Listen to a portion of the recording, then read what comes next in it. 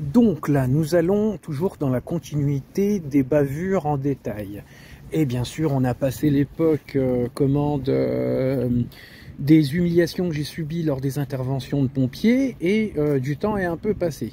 Bon, entre-temps, bien sûr, j'ai toujours les oppressions policières, des condamnations, du moins une condamnation à devoir gérer. Et au fil du temps, on découvre que c'est, comment dire, des bavures policières, des violences policières déguisées en outrage à agent. Mais entre-temps, nous arrivons, là nous sommes au mois d'avril 2024.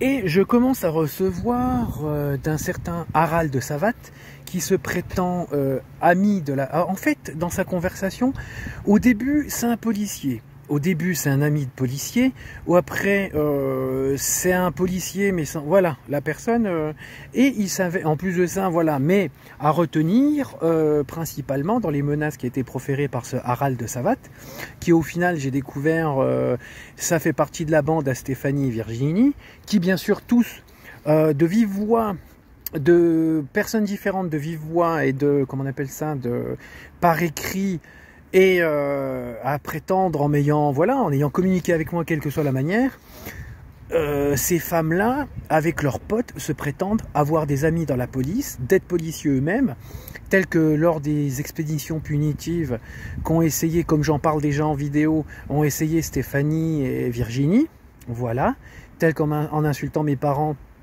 et puis en me proposant des rendez-vous à la Ballastière et puis au parking du Norma à Amnéville, Ballastière à Gondange. Donc tout ça, et bien sûr, principalement dans les menaces qui ont été proférées au début on voulait m'intimider. Ce moment d'avril 2024, c'était du style, oui Nico, ça serait bien d'arrêter tes plaintes, de les annuler, de disparaître, et puis de disparaître du Grand Est. Et voilà, casse-toi, supprime tes plaintes et puis laisse-nous dans notre impunité. Voilà ce que me disait la personne qui essayait de me soudoyer en groupe et se prétendant être ami de la police. Et bien sûr, je refusais, je l'envoyais chier et tout, machin, truc. Et c'est là que on a commencé à me dire qu'un accident de voiture, ça peut vite arriver, surtout si je vais dans les coins d'Agondange. Voilà. Après, bah bien sûr, la personne, j'ai refusé, je l'ai menacé de mon côté. Vous connaissez comment je suis. Je menace mes menaçants. Et de fil en aiguille, c'est là qu'on a essayé, comme je vous le dis, de me faire un guet-apens à la Ballastière d'Agondange. Ensuite, il y a eu plein d'intimidations et on a même, la police nationale d'Agondange s'est amusée à intimider les mairies d'Amnéville et les mairies de Mondelange, mais j'en reviendrai sur d'autres vidéos. Et puis aussi, bon, bien sûr, la mairie d'Agondange, c'est plus la peine, c'est même plus de l'intimidation, c'est carrément de la complicité. Je me suis fait insulter par la mairesse, tant bien le grand respect honorable et vénérable que je lui porte. Et ensuite, et bien sûr, dans cette continuité de menaces, il y avait donc cette Virginie et Stéphanie qui ont divulgué mon intimité, ma vie privée et tout ce qui, voilà, tout ce qui touche mon intimité, l'ont dévoilé publiquement sur les réseaux sociaux, dans la vie réelle.